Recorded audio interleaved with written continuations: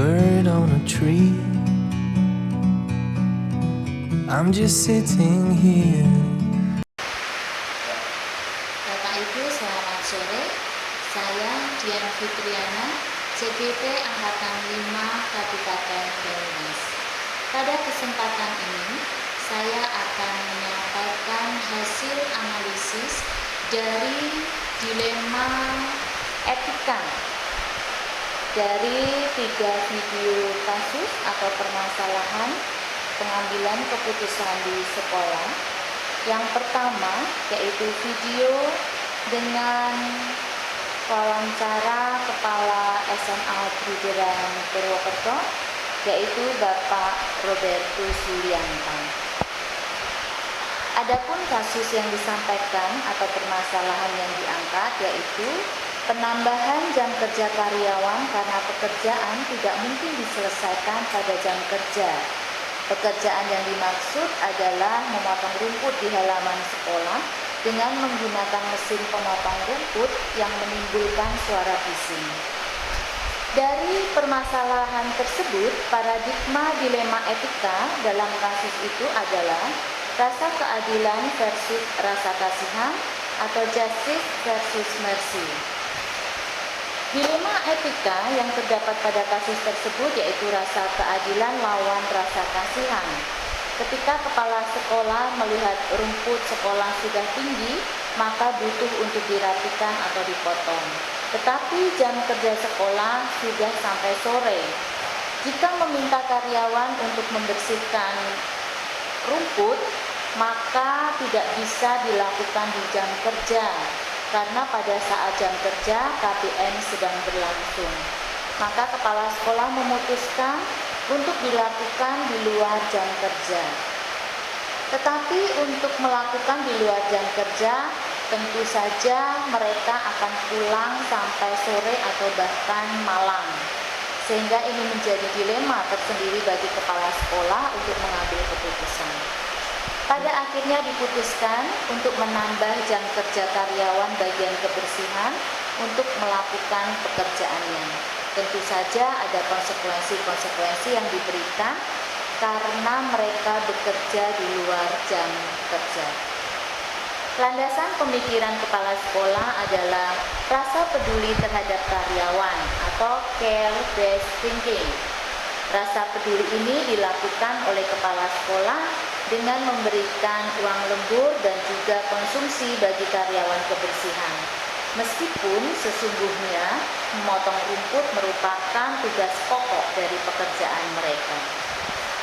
Berdasarkan analisis 9 langkah pengambilan keputusan, yang pertama, adanya pertentangan nilai yang terjadi, yaitu semua karyawan tidak ingin bekerja lembur. Semua karyawan ingin pulang tepat waktu. Tetapi karena pekerjaannya, karyawan terpaksa ada yang harus lembur, tidak bisa pulang tepat waktu. Nah, pekerjaan itu hanya bisa dilakukan atau diselesaikan di luar jam kerja. Pertentangannya, karena ini merupakan tugas pokok, seharusnya untuk jam bekerja mereka bisa mengatur, jadi tidak perlu membutuhkan lembur. Tapi kenyataannya, karena pekerjaan tidak bisa diselesaikan di jam kerja, maka dibutuhkan penambahan waktu untuk menyelesaikannya. Maka timbul konsekuensi dari pekerjaan itu. Kemudian pihak yang terlibat dalam masalah ini yaitu kepala sekolah dan 3 karyawan bagian kebersihan. Fakta-fakta yang ada di dalam kasus ini antara lain, karyawan bagian kebersihan tidak ingin lembur. Pekerjaan tidak dapat diselesaikan di jam kerja. Pekerjaan hanya bisa diselesaikan pulang sekolah. Karena diselesaikan di luar jam kerja, maka ada konsekuensi yang diberikan oleh pihak sekolah. Terkait dengan pengujian benar salah, tidak ada pelanggaran hukum dalam kasus ini, jadi tidak ada uji legal. Uji regulasi juga tidak ada pelanggaran kode etik. Kemudian uji intuisi menurut saya ada yang salah atau ada yang keliru dalam hal ini, yaitu pemahaman terkait tupoksi atau tugas pokok, kemudian terkait pengaturan waktu kerja. Sementara itu, pengujian paradigma benar lawan benar, apa yang dilakukan oleh kepala sekolah dari pengambilan keputusan tersebut itu didasarkan pada paradigma rasa keadilan versus rasa kasihan. Karena pada dasarnya kepala sekolah meminta karyawan bagian kebersihan untuk menyelesaikan tugasnya di luar jam sekolah, maka konsekuensinya karena rasa kasihan diusahakan untuk memberikan uang lembur dan juga konsumsi. Meskipun sebetulnya pekerjaan itu merupakan tugas pokok dari petugas kebersihan sekolah.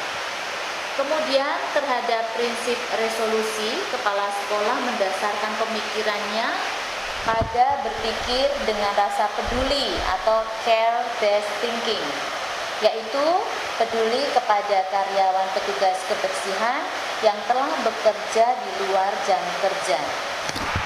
Sementara investigasi opsi trilema, kepala sekolah sebelumnya tidak berpikir bahwa ternyata pekerjaan memotong rumput itu menjadi hitungan tersendiri, karena berpikir bahwa ini merupakan tugas dari karyawan bagian kebersihan. Namun pada akhirnya menjadi perhitungan tersendiri karena dapat dilakukan di luar jam KBN. Kalau jam KBN berlangsung, maka pekerjaan ini tidak bisa dilaksanakan karena bisa mengganggu KBN berlangsung. Uji panutan, saya berpikir ketika idola saya untuk mengambil keputusan tentu sama. Kemudian terkait dengan hal ini, uji halaman koran, kasus ini atau permasalahan ini sebaiknya tidak disampaikan di dalam atau secara publik karena tentu akan mengganggu kenyamanan banyak orang. Maka sebaiknya kasus ini tidak dipublikasikan. Kemudian dalam buat keputusan, kepala sekolah memutuskan untuk meminta karyawan ke bagian kebersihan mengerjakan di luar jam kerja untuk memotong rumput halaman sekolah. Lihat lagi keputusan dan refleksikan, kepala sekolah berpikir untuk tetap peduli terhadap karyawan meskipun itu merupakan tugas pokok kebersihan, namun di dalam penyelesaiannya karena diselesaikan di luar jam kerja, maka diberikan konsekuensi uang lembur dan konsumsi. Ini merupakan salah satu bentuk kepedulian kepala sekolah terhadap karyawan. Kemudian terkait dengan video 2, yaitu wawancara dengan Kepala SMP Guruduran Purwokerto, yaitu Ibu Florentina Indiastuti. Kasus yang diangkat atau permasalahan yang diangkat terkait dengan guru yang terpaksa resign karena dinilai tidak bisa mengajar atau tidak bisa memenuhi kriteria seorang guru, dan bahkan setelah diberi masukan pun tidak ada perubahan. Paradigma dilema etika dalam permasalahan tersebut adalah 1. Individu versus masyarakat atau individual versus community. Yang kedua, rasa keadilan versus rasa kasihan atau justice versus mercy. Kemudian yang ketiga, jangka pendek lawan jangka panjang atau short term versus long term. Dilema etika yang pertama yaitu paradigma individu versus masyarakat. Dalam hal ini, kepala sekolah berhadapan langsung dengan orang tua murid yang merupakan bagian dari masyarakat. Ada masukan dari orang tua murid, kalau saya melihat mungkin lebih kedesakan ya, dari orang tua murid yang melaporkan bahwa ada seorang guru yang cara mengajar dan sikapnya itu dinilai kurang terhadap anak-anak. Cara mengajar mengajarnya kurang tepat dan sikapnya terhadap anak-anak juga kurang. Laporan ini membuat kepala sekolah harus bertindak menindaklanjuti laporan yang diberikan. Kepala sekolah berhadapan langsung dengan para murid. Kemudian dilema etika yang kedua, yaitu rasa keadilan lawan rasa kasihan. Ketika kepala sekolah harus mengabulkan permohonan resign dari guru, sebetulnya ia merasa kasihan karena setelah ditelusur, guru ini memiliki permasalahan pribadi yang belum terselesaikan. Sebenarnya kepala sekolah ingin ada perubahan dalam diri guru setelah diberi masukan dari kepala sekolah, bukan langsung mengajukan surat pengunduran diri atau resign. Kemudian, menurut saya perlu adanya pembekalan terhadap guru di dalam mengajar untuk bisa lebih berkembang dan juga meningkatkan kompetensinya sebagai seorang guru. Karena seorang guru baru atau guru muda itu biasanya membutuhkan adaptasi terhadap lingkungannya. Dilema etika yang ketiga yaitu jangka pendek lawan jangka panjang.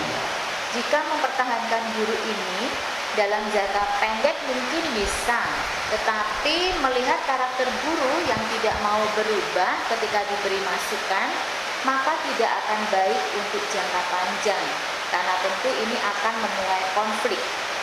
Landasan pemikiran kepala sekolah untuk mengabulkan resign dari guru yaitu demi kebaikan banyak orang. Pemikiran ini didasarkan pada berpikir berbasis hasil akhir atau end-date thinking. Kepala sekolah berpikir demi kebaikan murid, orang tua murid, dan beberapa pihak terkait, maka dia mengabulkan resign yang diajukan oleh guru baru ini. Analisis berdasarkan 9 langkah pengambilan keputusan. Yang pertama, adanya pertentangan nilai yang terjadi, yaitu seorang guru layak mendapatkan kesempatan untuk belajar mengajar di sebuah sekolah. Analisis berdasarkan 9 langkah pengambilan keputusan. Adanya pertentangan nilai yang terjadi, yaitu seorang guru layak mendapatkan kesempatan belajar untuk mengajar di sekolah sebagai implementasi kompetensi yang dimiliki. Namun pada akhirnya harus resign karena dinilai tidak mampu mengajar dan tidak mau berubah setelah mendapatkan masukan dari kepala sekolah. Satu sisi, sekolah membutuhkan guru untuk mengajar. Di sisi lain, harus mengabulkan permohonan resign. Padahal untuk mencari guru pengganti juga membutuhkan waktu. Yang kedua, pihak yang terlibat dalam masalah ini yaitu guru yang bersangkutan, kepala sekolah, orang tua murid, para guru, dan juga yayasan. Fakta-fakta yang ada di dalam kasus ini antara lain, orang tua murid menyampaikan keluhan kepada kepala sekolah menindaklanjuti laporan dari orang tua murid dengan pendekatan dan memberikan masukan kepada guru. Guru tidak mau berubah setelah diberikan masukan oleh kepala sekolah. Guru memiliki masalah pribadi. Kepala sekolah meminta pertimbangan kepada para guru dan juga pihak yayasan untuk mengambil keputusan. 4. Yaitu pengujian benar dan salah. Uji ilegal dalam hal ini tidak ada kasus hukum. Kemudian uji regulasi juga tidak ada pelanggaran kode etik.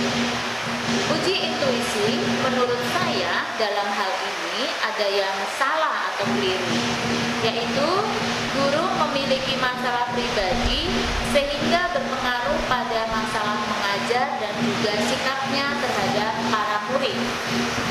Terkait dengan cara mengajar, perlu adanya bantuan dari pihak sekolah untuk mengikutkan guru di dalam pelatihan-pelatihan pembelajaran untuk meningkatkan kompetensi mengajarnya. Terkait masalah pribadi, tentu perlu adanya pendekatan personal kepada guru agar guru yang memiliki masalah bisa terbantu di dalam mengatasi masalah. Terkait uji panutan atau idola, saya berpikir bahwa seorang panutan atau idola juga akan mengambil keputusan yang sama. Kemudian terkait dengan uji halaman koran, kepala sekolah berpikir bahwa masalah ini tidak perlu untuk dipublikasikan karena jika dipublikasikan akan menimbulkan rasa tidak nyaman bagi semua pihak. Yang kelima, pengujian paradigma benar lawan benar. Dari yang dilakukan kepala sekolah, pengambilan keputusan didasarkan pada paradigma individu lawan masyarakat, karena pada akhirnya kepala sekolah mengabulkan permohonan desain guru yang bersangkutan. Prinsip resolusi, kepala sekolah mendasarkan pemikiran pada berpikir berdasarkan hasil akhir atau end-based thinking. Investigasi opsi trilema, kepala sekolah tidak berpikir bahwa permasalahan yang terjadi berakhir dengan keputusan resign dari guru. Kepala sekolah berpikir setelah memberikan masukan kepada guru mengenai keluhan orang tua, ia berharap bahwa guru tersebut bisa berubah dan dapat melanjutkan kerja. Namun kenyataannya tidak. Kepala sekolah menelusuri mengapa guru tersebut tidak mau berubah. Ternyata guru tersebut memiliki permasalahan pribadi. Dan kepala sekolah merasa tidak mungkin untuk ikut menyelesaikan masalah pribadi guru tersebut. Buat keputusan, kepala sekolah mengabulkan permohonan resign dari guru. Kemudian lihat lagi keputusan dan refleksikan. Kepala sekolah berpikir mengabulkan resign adalah hal yang terbaik demi kebaikan banyak orang, yaitu kebaikan murid, orang tua murid, dan guru. Terkait dengan video 3, yaitu wawancara dengan Kepala SMP Gunung Jati 1, Ibu Frita Triantari SPD. Nah, kasus yang diangkat dalam wawancara ini yaitu anak yang tidak masuk sekolah karena belum membayar SPP. Paradigma dilema etika dalam kasus tersebut yang pertama, rasa keadilan versus rasa kasihan atau justice versus mercy. Kemudian yang kedua, jangka pendek lawan jangka panjang atau short term versus long term. Dilema etika yang pertama yaitu rasa keadilan lawan rasa kasihan. Ketika kepala sekolah mendapatkan laporan ada murid yang tidak masuk sekolah karena orang tuanya belum membayar uang sekolah atau SPP, kepala sekolah merasa kasihan terhadap anak karena sesungguhnya kewajiban membayar uang sekolah bukan tanggung jawab anak, tetapi merupakan tanggung jawab orang tua. Ia merasa kasihan kepada anak karena ikut terbebani oleh tanggung jawab orang tua. Menurutnya, ini juga tidak adil bagi si anak karena seharusnya anak bisa sekolah dengan tenang tanpa harus merasa malu dan ikut memikirkan tanggung jawab orang tuanya. Dilema etika yang kedua yaitu jangka panjang lawan jangka pendek. Jika anak tidak masuk sekolah, maka itu akan merugikan diri anak sendiri. Dalam jangka pendek mungkin tidak akan terasa, tetapi dalam jangka panjang sangat berpengaruh terhadap masa depan anak. Meskipun ada aturan untuk orang tua yang dikatakan di sana, setiap anak wajib melakukan pembayaran uang sekolah. Tetapi menurut kepala sekolah aturan ini bukan harga mati, bisa ditinjau per kasus. Jika anak memang benar-benar berasal dari keluarga yang tidak mampu, pihak sekolah pasti akan memaklumi dan membantu. Landasan pemikiran kepala sekolah mencari informasi kebenaran atas masalah tersebut, yaitu yang digunakan adalah rasa peduli terhadap masa depan murid jika murid ini tidak bersekolah. Rasa peduli ini termasuk dalam care-based thinking. Kepala sekolah berpikir apapun yang terjadi, anak harus tetap sekolah. Analisis berdasarkan 9 langkah pengambilan keputusan. Yang pertama, adanya pertentangan nilai yang terjadi, yaitu seorang anak berhak mendapatkan pendidikan dan mengikuti pembelajaran dengan tenang dan nyaman, tetapi justru merasa ikut terbeban dengan tanggung jawab orang tua terkait pembayaran SPP. Bahkan anak ini merasa malu sehingga tidak masuk sekolah. Kemudian yang kedua, pihak yang terlibat dalam masalah ini adalah murid, orang tua murid, kepala sekolah, dan para guru. Fakta-fakta yang terjadi atau yang ada di dalam kasus ini adalah yang pertama, orang tua murid belum mampu membayar SPP. Yang kedua, murid merasa malu dan tidak mau bersekolah. Yang ketiga, guru mencari informasi tentang kebenaran hal tersebut dan visit atau berkunjung ke rumah murid. Yang keempat, kepala sekolah meminta pertimbangan dari para guru, termasuk guru senior. Kemudian yang kelima, murid tetap diperkenankan sekolah meskipun orang tua belum membayar uang sekolah. Pengujian benar salah. Uji ilegal, tidak ada pelanggaran hukum dalam kasus ini. Yang kedua, uji regulasi, tidak ada pelanggaran kode etik. Yang ketiga, uji intuisi, menurut saya ada hal yang keliru atau yang salah di dalam hal ini, melihat kepribadian anak. Anak merasa malu dan tidak mau berangkat sekolah hanya karena orang tuanya belum mampu membayar uang sekolah. Sebagai anak, menurut saya, seharusnya tidak perlu merasa seperti itu. Untuk uji panutan atau idola, menurut saya, jika saya ada idola atau panutan, pasti akan mengambil keputusan yang sama.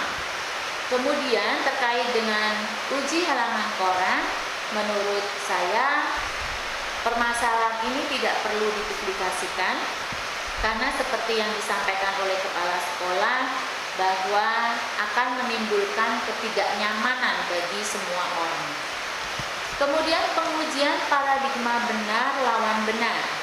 Dari yang dilakukan kepala sekolah, pengambilan keputusan didasarkan pada paradigma rasa keadilan versus rasa kasihan. Karena pada akhirnya, kepala sekolah meminta guru untuk menyelidiki masalah tersebut dengan berkunjung ke rumah murid dan meminta murid tersebut untuk tetap masuk sekolah. Prinsip resolusi. Kepala sekolah mendasarkan pemikirannya pada berpikir dengan rasa peduli atau care-based thinking, yaitu peduli pada masa depan murid jika ia tidak bersekolah. Investigasi opsi trilema, kepala sekolah tidak berpikir bahwa permasalahan yang terjadi akan berakhir pada sikap anak yang merasa malu kemudian tidak berangkat sekolah. Untuk mengatasi rasa malu, menurut kepala sekolah ini sudah merupakan persoalan psikologi, sehingga butuh pendampingan untuk menyadarkan anak bahwa tugasnya adalah belajar, sedangkan yang mengurus pembayaran uang sekolah adalah tugas dan tanggung jawab orang tua dan bukan tugasnya. Buat keputusan, kepala sekolah memutuskan untuk visit ke rumah murid dan meminta murid tersebut untuk masuk. Yang terakhir, lihat lagi keputusan dan refleksikan. Kepala sekolah berpikir tetap peduli terhadap kondisi dan keadaan anak yang orang tuanya tidak mampu untuk membayar uang sekolah untuk tetap bersekolah. Demikian yang bisa saya sampaikan terkait analisis dilema etika ketiga persoalan atau permasalahan yang diangkat di dalam video